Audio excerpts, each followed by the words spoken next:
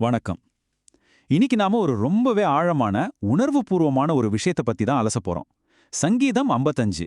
இது வெறும் வார்த்தைகளோட தொகுப்பு கிடையாதுங்க. ஒரு சாதாரண மனிதன் தான் சந்திச்ச மிகப்பெரிய துரோகம், அதனால ஏற்பட்ட துயரம், அதிலிருந்து அவர் எப்படி மீண்டு வந்தார் அப்படிங்கறத அப்படியே கண்முன்னாடி கொண்டு வர ஒரு நேரடி பதிவு.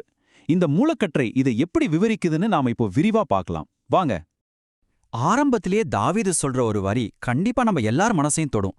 ஆ, எனக்கு மட்டும் ஒரு புறாவ போல சிறகுகள் இருந்தா நான் எங்கேயாவது பறந்து போய் இளைப்பாறுவேனே அப்படின்னு சொல்றாரு. கொஞ்சம் யோசிச்சு பாருங்க. நம்ம வாழ்க்கையிலயும் பிரச்சனைகள் அப்படியே மலை மாதிரி வரும்போது, அப்பாடா இந்த ஊரை விட்டு எங்கேயாவது தூரமா ஓடிட மாட்டோமா அப்படின்னு நாம கூட நினைச்சிருப்போம் இல்லையா? அந்த ஒரு இயல்பான மனித உணர்வை தான் தாவீது இங்க பதிவு செய்றாரு. இந்த புயல்ல இருந்தும் பெருங்காற்றுல இருந்தும் தப்பிச்சு ஒரு காட்டுக்குள்ளேயாவது நிம்மதியா இருக்க மாட்டோமான்னு அவர் ஏங்குறது இதுல ரொம்ப தெளிவா தெரியுது. சரி, இதுக்கப்புறம் என்ன நடக்குதுன்னு பார்க்கலாம். தாவீது ஒன்னும் சாதாரண ஆள் கிடையாது. இஸ்ரவேல் தேசத்தோட மாபெரும் போர்வீரன், ஒரு பெரிய தலைவன். ஆனா அவருக்கும் மரண பயம் வந்திருக்கு. என் இருதயம் எனக்குள்ள அப்படியே வியாக்குலப்படுது, மரண திகில் என் மேல விழுந்தது அப்படின்னு கதறாரு. பயமும் நடுக்கமும் அவரை பிடிச்சுக்குச்சு. இதுல இருந்து என்ன புரியுது?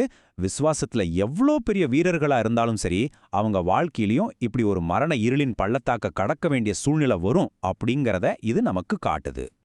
இப்போ இதுல இருக்கிற ஒரு முக்கியமான குறிப்பை நம்ம கவனிக்கணும். தாவீது மரண பயத்தால நடுங்கினார் அப்படிங்கிறது உண்மைதான். ஆனா புதிய ஏற்பாட்டு விசுவாசிகளுக்கு இருக்கிற ஒரு மிகப்பெரிய நம்பிக்கைய இந்த உரை ரொம்ப அழகா சுட்டி காட்டுது. ரட்சிப்பை பத்தின நிச்சயத்தோட வாழ்ற ஒருத்தருக்கு மரண பயம் இருக்கவே கூடாது. சொல்லப்போனா பவுல் அப்போஸ்தலனை போல, மரணமே உன் கூர் எங்கே, பாதாளமே உன் ஜெயம் எங்கே அப்படின்னு தைரியமா கேட்க முடியும். அதனால ஒருவேளை இன்னும் மரண பயம் ஒருத்தருக்குள்ள இருக்குன்னா, அவங்க கர்த்தரை சந்திக்க முழுமையா ஆயத்தமா இல்ல அப்படிங்கறத இந்த உரை ஆணித்தரமா வாதிடுது.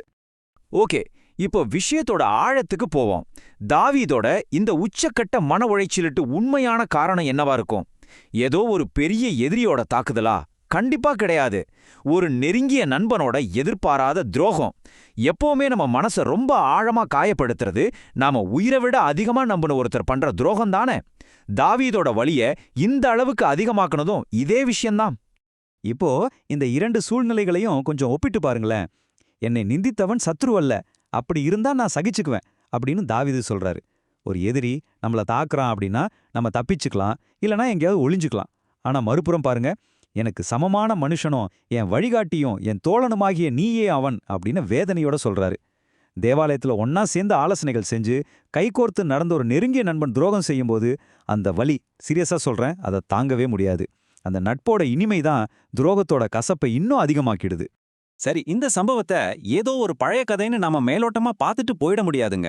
இந்த பழமையான வேத பகுதியில ரொம்பவே வியக்க வைக்கிற ஒரு இரட்டை தீர்க்க தரிசன நிறைவேற்றம் இருக்கு. அது என்னன்னா, தாவீதோட வாழ்க்கையில நடந்த இந்த துயரமான சம்பவம் பல நூற்றாண்டுகளுக்கு பிறகு இயேசு கிறிஸ்துவோட வாழ்க்கையில எப்படி அப்படியே அச்சு பிசகாம நிறைவேறிச்சு அப்படிங்கிறத நாம இப்ப பார்க்க போறோம். இந்த ஒப்பீட்டை கொஞ்சம் கவனிங்க. ரொம்ப சுவாரஸ்யமான, அதே சமயம் சிலிர்க்க வைக்கிற ஒரு ஒற்றுமை இதில் இருக்கு. தாவீதுக்கு விரோதமா சதி செஞ்சது வேற யாரும் இல்ல, அவரோட மிகச்சிறந்த நண்பனும் ஆலோசனைக்காரனுமான அகித்தோப்பேல். அதே போல கிறிஸ்துவுக்கு விரோதமா செயல்பட்டது யாரு? அவரோட சொந்த சீடர்கள்ல ஒருவனான யூதாஸ் காரியோத்து. ரெண்டு பேருமே தங்கள முழுசா நம்பினவங்களுக்கு துரோகம் செஞ்சாங்க. அது மட்டும் இல்லாம கடைசில ரெண்டு பேருமே அந்த குற்ற உணர்ச்சியை தாங்க முடியாம தற்கொலை செஞ்சுக்கிட்டாங்க. வரலாறும் தீர்க்கதரிசனமும் எப்படி துல்லியமா இணையுதுன்னு பாத்தீங்களா? தன்னோட சொந்த மக அப்சலோம் தனக்கு எதிரா புரட்சி செஞ்சப்போ தாவீது ஒரு முக்கியமான ஜெபத்தை செய்றாரு. ஆண்டவரே, அவர்களை அழித்து அவர்கள் பாஷையை பிரிந்து போக பண்ணும் அப்படின்னு வேண்டிக்கிட்டார். கர்த்தர் அந்த ஜெபத்துக்கு எப்படி உடனே பதில் கொடுத்தார் தெரியுமா? அப்சலோம் ஆலோசனை கேட்டப்போ அகித்தோப்பேல் சொன்னதுக்கு நேர்மாறா ஊசாய் அப்படிங்கிற இன்னொருத்தரை வச்சு முற்றிலும் முரணான ஒரு ஆலோசனையை சொல்ல வச்சாரு. இதனால அந்த சதிகாரர்களோட திட்டத்தையே தேவன் சுக்குநூறா உடைச்சிட்டார்.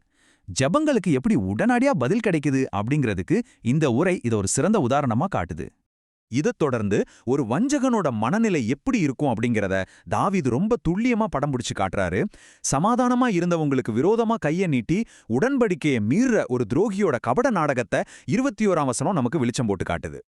இது எதை மிகச்சிறப்பா விளக்குதுன்னா போலி மனிதர்களோட உச்சக்கட்ட வஞ்சகத்தை தான். அவங்களோட வார்த்தைகளை கவனிச்சிங்கன்னா வெண்ணெய போல அவ்வளவு மிருதுவா இருக்கும், எண்ணெயை விட மென்மையா இருக்கும். ஆனா அவங்க இருதயத்துக்குள்ள ஒரு பெரிய போரே நடந்துகிட்டு இருக்கும். அந்த வார்த்தைகள் உண்மையில உருவப்பட்ட பட்டயங்களை போல ரொம்பவே முரட்டுத்தனமானவை. வெளியே பார்க்கறதுக்கு புன்சிரிப்பு, ஆனா உள்ளுக்குள்ள கொலவரி. இப்படிப்பட்ட துரோகிகளை தான் தாவீது இங்கே அடையாளம் காட்டுறாரு.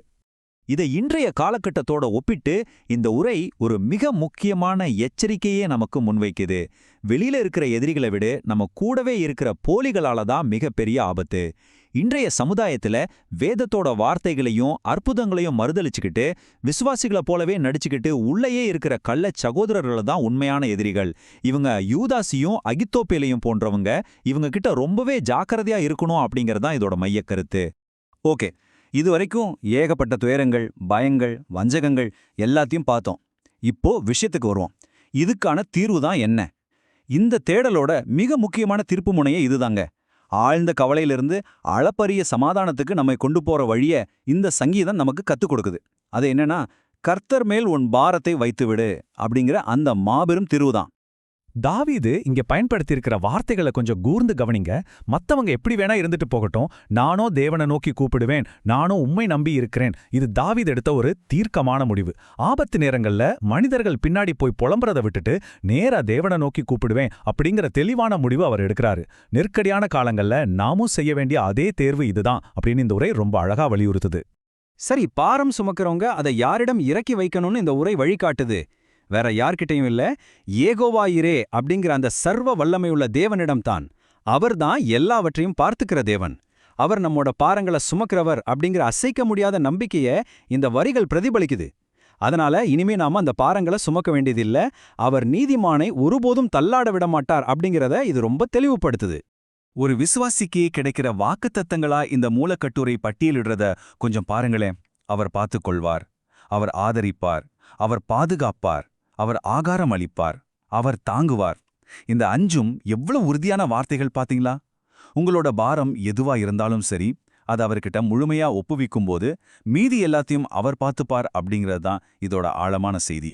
இறுதியா உங்களை ஆழமா சிந்திக்க வைக்கிற ஒரு கேள்வியோட இந்த அலசலை நாம நிறைவு செய்வோம். அன்புள்ள பிதாவாகிய தேவன் நாம எப்பவுமே இப்படி கண்ணீரோடும் கவலையோடும் இருக்கிறத விரும்புவாரா என்ன? கண்டிப்பா மாட்டார் இல்லையா? உங்களை அழுத்துற அந்த கவலைகளை எல்லாம் தூக்கி எறிஞ்சிட்டு தேவன் வாக்குத்தத்தம் பண்ணின அந்த சமாதானத்தை நாம சுதந்திரிச்சுக்கணும் அப்படிங்கிறது தான் இந்த சங்கீதத்தோட இறுதி அழைப்பா இருக்குன்னு இந்த மூல உரை சுட்டி காட்டுது. இதை நீங்க கண்டிப்பா சிந்திச்சு பார்ப்பீங்கன்னு நம்புறேன். மீண்டும் இதே மாதிரி ஒரு சுவாரஸ்யமான தலைப்போட உங்களை சந்திக்கிறேன்.